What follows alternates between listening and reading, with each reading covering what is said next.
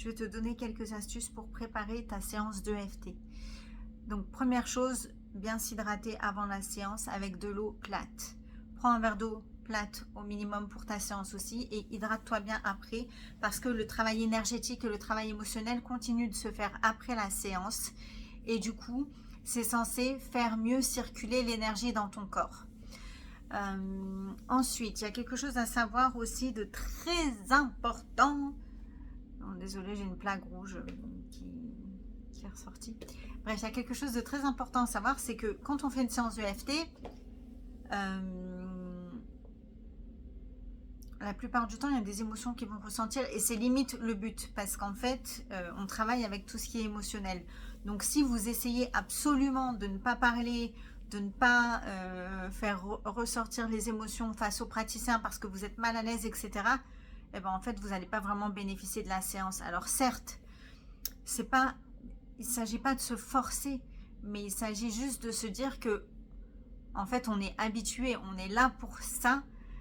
Et c'est ça, c'est vraiment aussi le fait de se connecter aux émotions, de les ressentir et de les laisser aller autant que possible en faisant bien sûr ce qu'on vous dit, donc quand on vous guide en faisant le l'EFT, qui va faire que ça fonctionne. Si vous vous coupez totalement de l'émotion, ben, ça ne va pas fonctionner et ça ne servira à rien.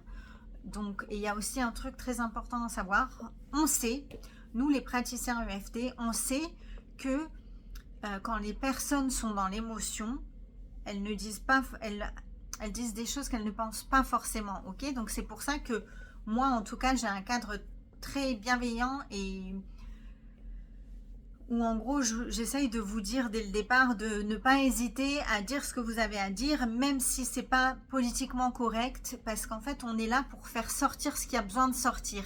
Et quand on est dans l'émotion, on ne pense pas de manière logique, de manière habituelle. Donc en fait, c'est pas... En fait, on se remet... Moi, je ne vais pas vous remettre en question, par exemple, ou en cause si vous...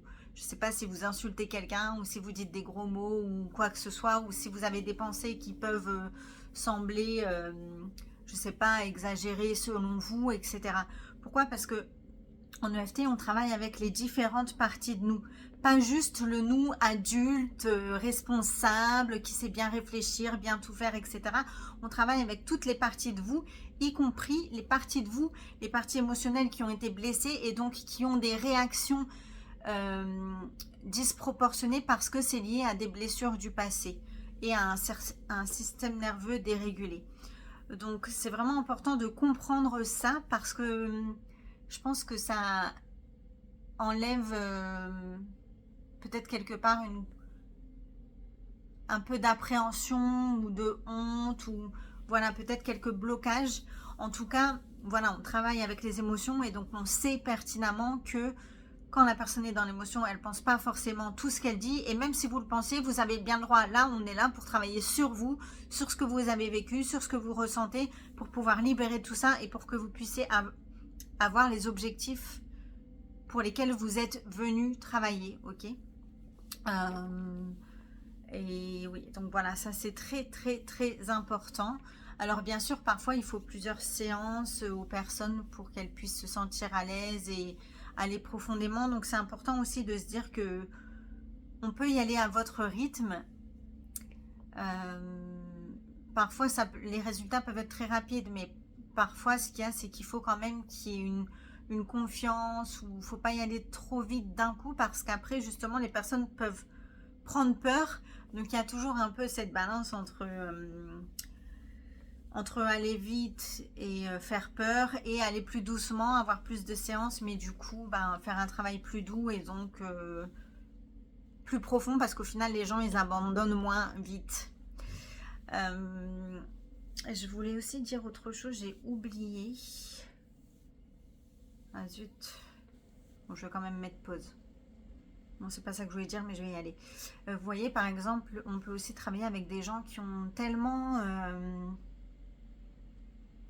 accusé le coup, c'est-à-dire qu'ils se sont tellement pas exprimés tout au long de leur vie face à des personnes, face à des événements, etc., qui gardent tout à l'intérieur d'eux.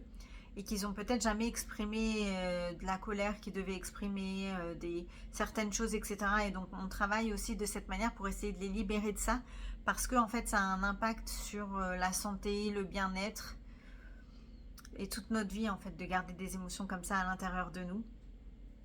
Donc on peut travailler aussi, c'est pas que sur des débordements émotionnels visibles qu'on travaille, c'est aussi sur tout ce qui se passe à l'intérieur qui a besoin d'être libéré et qui ne l'est pas. Bon, c'est tout ce que j'ai à dire pour aujourd'hui parce que je sais plus ce que je voulais dire, mais en tout cas c'est quelques informations par rapport à l'EFT qui me semblent pertinentes et intéressantes à savoir. Ah, s'il y a une dernière chose que je voulais vous partager. Alors c'est une chose un peu touchy, dans le sens où... Ok, je vais le dire, c'est pas grave. En EFT, on peut travailler avec vous sans avoir tous les détails de ce sur quoi on travaille. C'est-à-dire que s'il y a des choses que vous n'êtes pas confortable de dire, on peut travailler avec vous sans que vous les disiez, sans que vous le dites, sans que vous explicitiez exactement ce que c'est, etc. C'est possible, donc sachez-le, parce que c'est vrai qu'il y a des choses parfois qui ne sont pas faciles à dire, donc on peut travailler comme ça. Ce qu'il y a, c'est que le fait de partager quelque chose qui a peut-être jamais été dit, le fait de l'extérioriser aussi, ça fait partie du processus thérapeutique aussi quelque part.